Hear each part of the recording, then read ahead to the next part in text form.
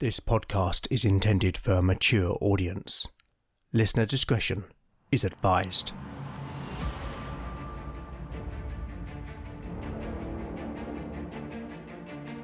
Welcome back to Legend of the Bones. Following in the footsteps of giants, Legend of the Bones is a chimera, a mix of old-school tabletop RPG and dark fantasy storytelling.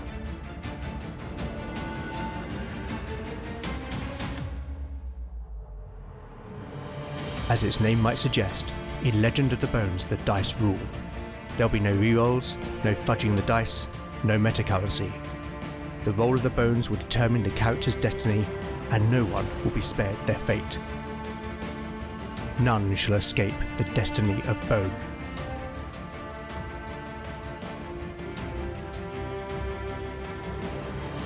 Last time on Legend of the Bones.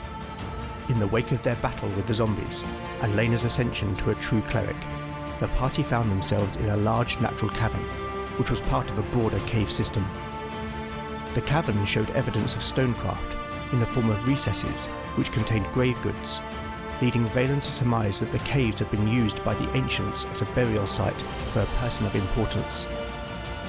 Further exploration of the cavern uncovered a doorway with a richly carved relief and 6 animated skeletons standing guard. A fight ensued, in which Lena drove off some of the skeletons with the power of her faith, before Valen and Torsten were lightly injured.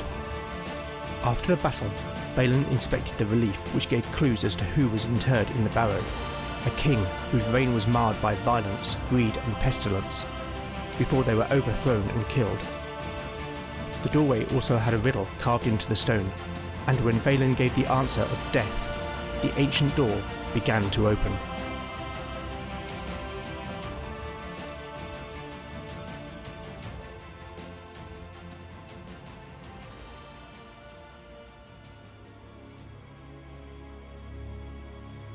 Chapter 12, Part 1, Day 18, Evening. Party status: Beric, 17 out of 17 hit points. Lena, 10 out of 10 hit points. Kia, 7 out of 7 hit points. Valen, 6 out of 7 hit points. Torsten, 6 out of 8 hit points. Spells available: Valen has memorized Push and Shield. The companions' footsteps echoed as they cautiously passed the doorway into the chamber beyond. Once more, the air was stagnant and reeked of death. It was immediately apparent that this chamber, like the previous one, was a modified cave, though the stonecraft was far more extensive. The light from Valen's lantern barely illuminated the walls on either side, and the far wall was somewhere in the darkness ahead, though Torsten judged it to be 30 feet across by 50 feet long. Lena slung her shield behind her and retrieved another lantern from her backpack. The additional light allowed the companions to see that the walls and ceiling had been worked flat, though not perfectly so, and the floor had been paved with blue-grey asymmetrical flagstones of various sizes. Running parallel on either side of the chamber were pairs of pillars that had been finely worked with intricate patterns and stylized birds, serpents and other beasts. And inset in the walls spaced between the pillars were what looked like stone portals.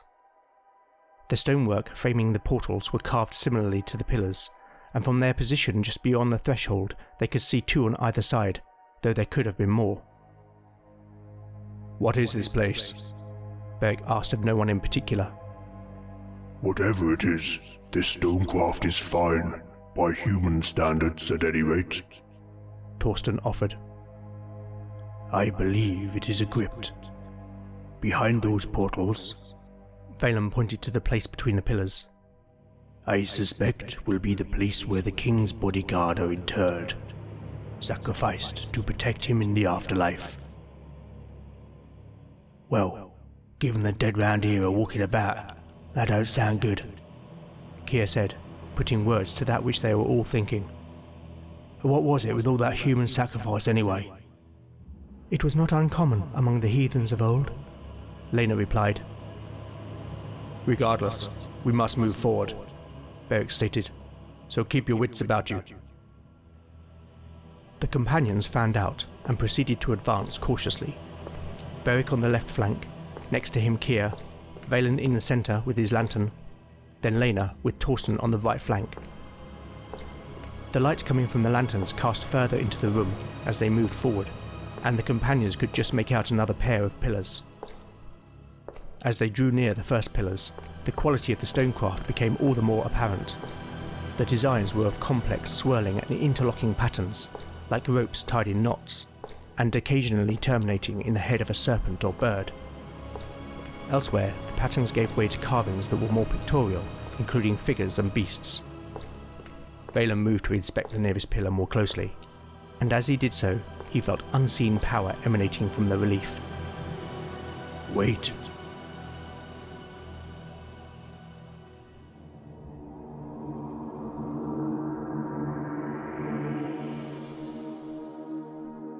As with the doorway into this room, the decorative art on these pillars give clues as to who is interred in this crypt. But not only that, they mark an unseen boundary sustained by the supernatural power that permeates this place. As discussed in episode 2, in Legend of the Bones all mages have the Sight, which is an innate ability to detect the presence of magic. So Valen can sense the power in these pillars, but can he decipher the meanings of the carvings? I am going to make an intelligence check. Valen will need to roll a 15 or less to succeed. Here it is. A 12. Okay, let's see what happens next.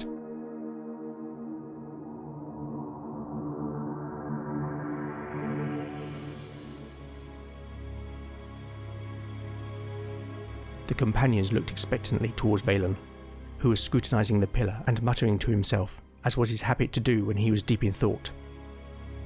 After a minute or so, the mage turned to face the others. These pillars are beacons of energy. I can sense it. Valen gestured towards the 6 pillars which were now visible. I believe they form some unseen boundary, which when crossed will trigger those portals to open. The mage nodded at the nearest portal. How is it that you think that? Beric asked. Because the relief on this pillar suggests that the people in this crypt have indeed been put here to guard the king, but not to protect him in the afterlife, as I said earlier, but to protect him in undeath. Valen's final word hung in the air as the companions looked at each other. Well then, said Beric, breaking the silence. At least we now know what we face. Stay tight. Valen, you are the least protected, so stay in the middle.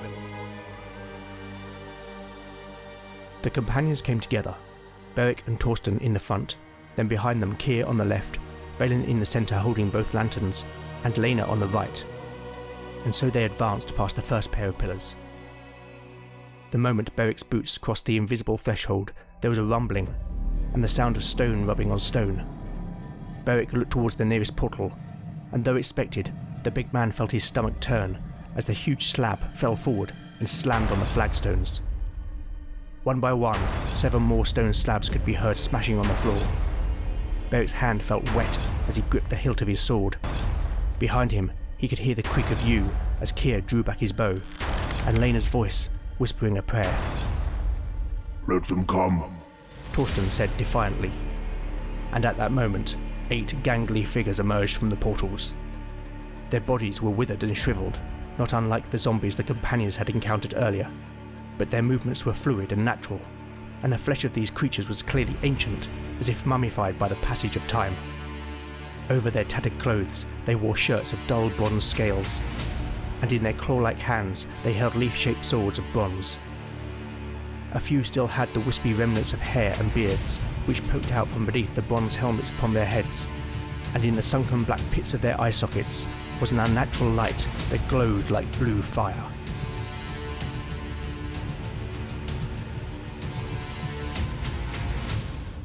Entering combat. In the basic expert rules, most undead creatures other than zombies and skeletons have immunity against normal weapons. This is fine if your setting has an abundance of magic weapons, but in Legend of the Bones, this is not the case. My setting is relatively low magic, in that mages and magical items are rare. and as such, it may be possible that the characters may never possess a magic weapon. Therefore, in Legend of the Bones, undead which are corporeal can always be harmed by normal weapons, and incorporeal undead, whilst immune to normal weapons, can be harmed by any weapon made from or edged with silver. In this case, the party have disturbed the undead remains of the King's Guard, which I have called Draugar, which are a kind of revenant from Scandinavian folklore. This is a custom undead creature which I have created, and it comes in two flavours, Standard and Hero. These Draugar are the Standard type, meaning that they are 2 hit dice monsters. This confers a +2 to their attack rolls, and with their bronze short swords, they deal 1d6 points of damage. The Draugar are also wearing bronze scale mail, which confers an ascending armour class of 14. You can find the full creature profile at legendofthebones.blogspot.com. As with other recent combats, given the number of enemies, all the Draugar will have the same number of hit points. Let us roll those now. An 11. Wow. Okay, this is going to be interesting. Round 1. As passing the first set of pillars in the chamber has triggered the awakening of these undead, then they will not be surprised. And I am going to rule that the party were also anticipating this, so will not be surprised either. Initiative. The Draugar. A 3. The party. Also a 3. This means all action is simultaneous, and any killed participant will still receive an action. Now, the Draugar are different distances from the party. In pairs they are 10, 20, 30 and 40 feet away respectively, so I'm going to rule that only the first 4 Draugar can engage in melee in the first round. Okay, let's resolve the Draugar's attacks first. Given the party have taken up a formation to protect Valen, everyone but the mage will be a potential target, so I will randomly roll to see who each Draugar attacks. The first Draugar will attack Beric. With its attack bonus, it needs a 13 or more to hit. Nat 20! How many 20s does this die roll? Beric is not having a good time of it recently. Okay, so here is the additional damage roll. A 3. So Beric takes 9 points of damage as the Draugar's short sword pierces the male and stabs him in the abdomen, miraculously missing his vital organs. The second Draugar will attack Torsten. It will need to roll a 13 or more to hit the dwarf. A 3. Torsten easily dodges the blade. The third Draugar will attack. Oh no, it's Beric again. Okay, it needs a 13 or more to hit. A 6. Despite the pain, Beric is able to get his shield up to parry the blow. The fourth Draugar will attack Lena. The Draugar will need to roll a 13 or more to hit the cleric. An 18 for 3 points of damage. The Draugar's sword slashes Lena on the right thigh, cutting through her buckskin breeks and opening up a vicious cut. Okay, now let's resolve the party's actions. Remember, this happens at the same time as the Draugar's attacks. Beric strikes out at one of the Draugar attacking him. He needs a 12 or more to hit. An 18 for 6 points of damage. The warrior's blade bites into the creature's shoulder.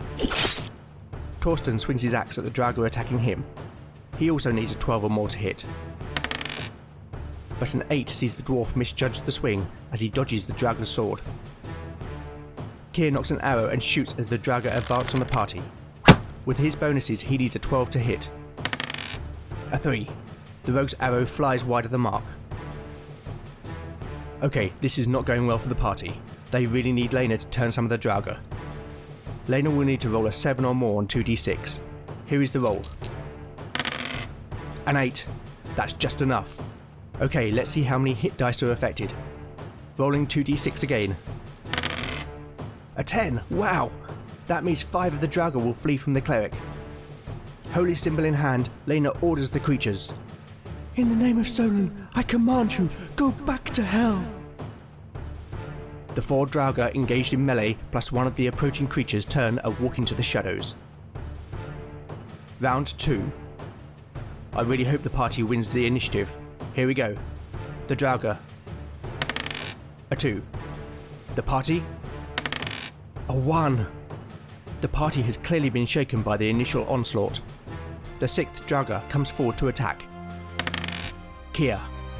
It will need an 11 or more to hit the rogue. A 12 for 2 points of damage. The Draugr's blade slashes Kia's left forearm. The 7th Draugr will attack. Lena. It needs a 13 or more. A 4. The creature wavers under Lena's command and cannot strike. The 8th Draugr will attack. Beric. That's not good. Our fighter is already badly wounded. The Draugr will need a 13 or more. Here is the roll. A 16! Okay, let's see how bad this is. Rolling damage on a d6. A 1. That was lucky, as Beric is nicked on the arm, but the warrior is down to 7 hit points. Okay, now the party's turn. We really need some lucky rolls. Beric tries to counter-attack. He needs a 12 or more. But with a 4, the big man's wounds are making him slow. Torsten tries to support the injured fighter. He also needs a 12 or more. Nat 20! That's more like it. Roll in Torsten's additional damage die. A 3, making 11 points of damage in total. Torsten's axe cleaves the Draugr's head, and the thing falls to the floor. Kia drops his bow and draws his short sword. He needs a 14 or more. But with a 7, the rogue can't unsheath his blade quickly enough. Right, we need Leda to do her thing again. The cleric needs to roll a 7 or more on 2d6 to turn the Draugr. A 12. Let's see how many hit dice are affected. A 6. That is enough. The remaining Draugr flee from the power of Leda's faith. The companions pursue the creatures, who, with nowhere to go, and unable to bear the presence of Lena's holy symbol, coalesce in the far right corner of the room, with their backs to the party. They put up no resistance, as Torsten and Beric cut them down.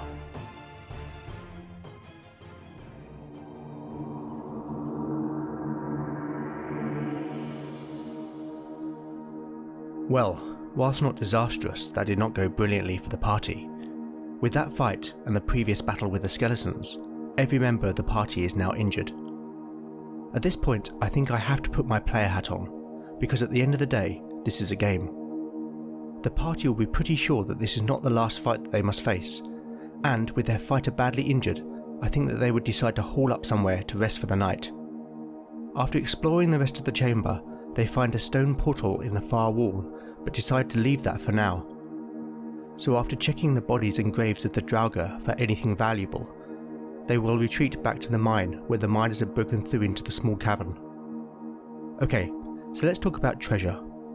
But before we find out what the party have found, I should mention that I have applied some house rules to money and treasure. Firstly, with regard to coinage, there are no platinum or electrum coins in Legend of the Bones. Coins come in copper, silver and gold, and the random amounts found are 10% of those listed in the basic expert rules. This is because I have adjusted the economy of my game world to be centered around silver rather than gold, as I feel this makes a more realistic setting. Secondly, as previously mentioned, magic items are rare in my game world, and as such, the only randomly rolled magic items will be scrolls and potions, and the chance of these being found will never be more than 10%. Other magic items like weapons and armour will only appear by intentional design. If you are interested, you can find all of my house rules regarding treasure at legendofthebones.blogspot.com. Okay, let's see what the party have found among the bodies and graves. Firstly, the party will take 2 of the bronze short swords, which are worth 8 gold pieces each. The basic expert rules give each monster a treasure type, basically a category that determines how much treasure may be found. The Draugr are treasure type E, so let's roll to see what they find. There is a 5% chance of copper pieces. Here is the roll on a D100. A 42, so no copper. A 30% chance of silver.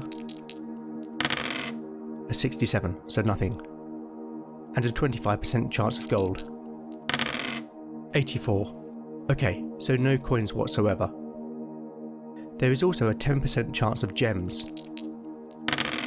33. No gems. This isn't going well. Okay, there is a 10% chance of 1d4 pieces of jewellery. A 09. That's more like it. Let's see how many. A 1. The basic expert rules state that jewellery is worth 3d6 times 100 gold pieces, but I am going to change this to 3d6 times 10 gold, as this fits better with my game world. Here is the roll. Okay, it's worth 80 gold pieces. I think this will be a gold arm ring. Finally, there is a 10% chance of 3 magic items, plus a scroll, but as per my earlier explanation, this will be 1 potion and 1 scroll. A 07, wow, I wasn't expecting that. Okay, I'll come to the scroll later, but let's see what kind of potion it is.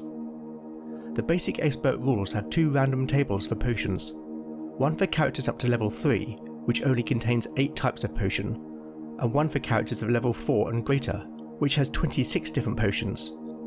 It doesn't make sense to me that a character's level would have any effect on what potion might be found, so therefore I am going to use the larger table. Here is the roll. A 61. Let's see. Okay, wow, that is a stroke of luck, but can Valen identify it? I am going to allow Valen to try and identify the potion by making an intelligence check. As he is not in a laboratory, I am going to apply a -2 penalty to the roll, meaning that Valen will need to roll a 13 or less to succeed. Here it is. A 3. Valen correctly identifies this as a potion of healing. Valen gives the potion to Beric, who drinks it, restoring 6 + 1 hit points. That could not have come at a better time, and I would happily trade all the coins for that potion. So with that out of the way, it's time to roll for encounters through the night. I am going to make a roll for every 2 hours, and assuming that the party rests for 10 hours, that will be 5 rolls, 1 for each watch. The order of the watches will be as follows: Valen, Beric, Kia, Torsten, and finally Lena. The humans will not light their lantern unless they hear something. As the party are not moving, only a roll of 1 on a d6 will indicate an encounter. Here we go. First watch. 6. Second watch. 3. Third watch. Another 3. Fourth watch. 2. Fifth watch. A 4.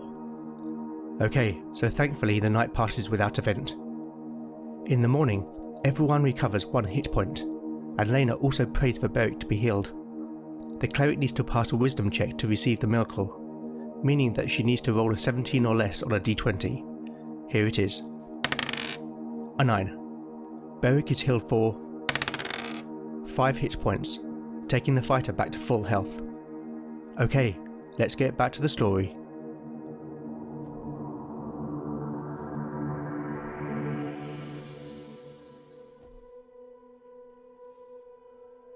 Chapter 12, Part 2, Day 19, Morning. Party status: Beric, 17 out of 17 hit points.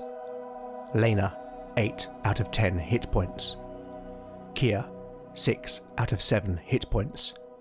Valen, 7 out of 7 hit points. Torsten, 7 out of 8 hit points. Spells available: Valen has memorized Push and Shield.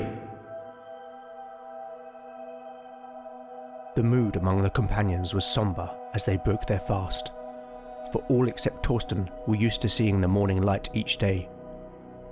The humans were finding the gloom oppressive, but at least they had passed the night unmolested. If it had indeed been the night, they had no way of knowing, other than to take Torsten's word for it, but they had no reason to doubt the dwarf. He had proven himself honourable and brave. Lena had performed her morning prayers, and after beseeched the 9 to once again restore Beric. The companions again marvelled at the cleric's ability to commune with the gods, and they took some comfort from knowing that they watched over them. After studying his spellbook, Valen took to inspecting the items they had found on the Draugr and in their graves. The gold arm ring was finely wrought, and Valen explained that among his ancestors, such rings were worn by warriors as a symbol of their status, and as such, it was given to Beric.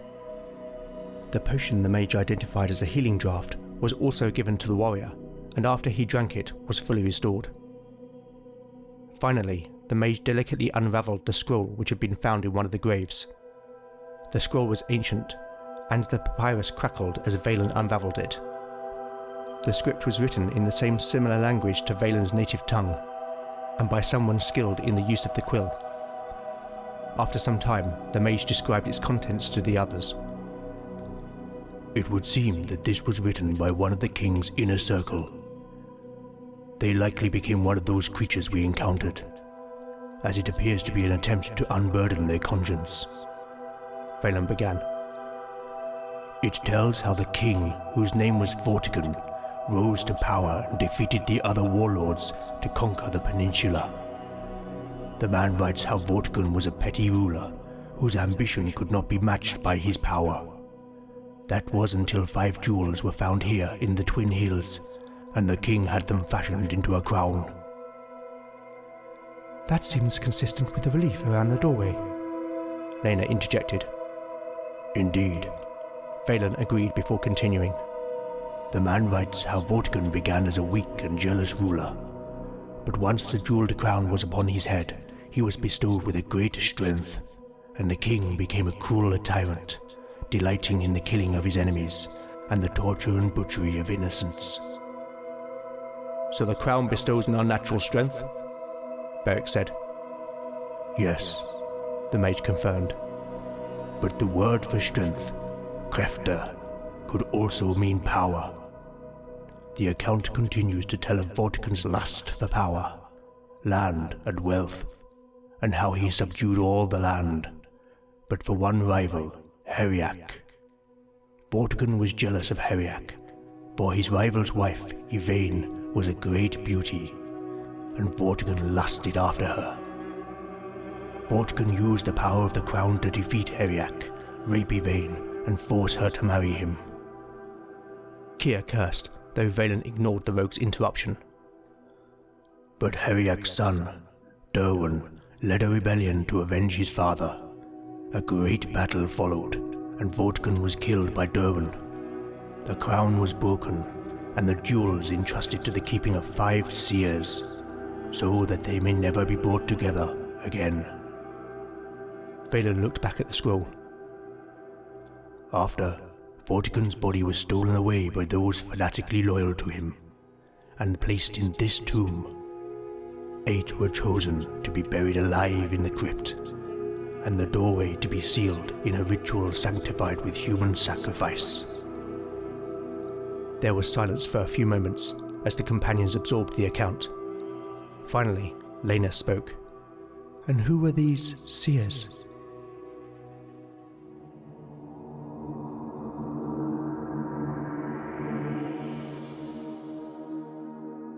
I am going to make an intelligence check to see whether Valen can figure out this clue. I think this is fairly obvious, so I will apply a +2 modifier, meaning that Valen will need to roll a 17 or less. Here is the roll. A 10.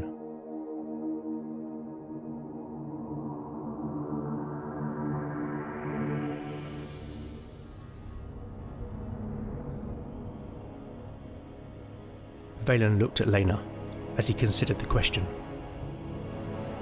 The word translates as those who see, so I believe this refers to mages, he said.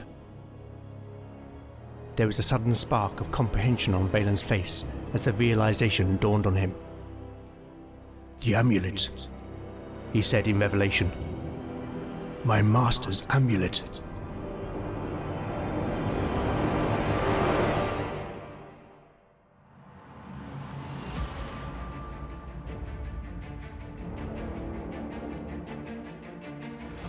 Thank you for listening to Legend of the Bones.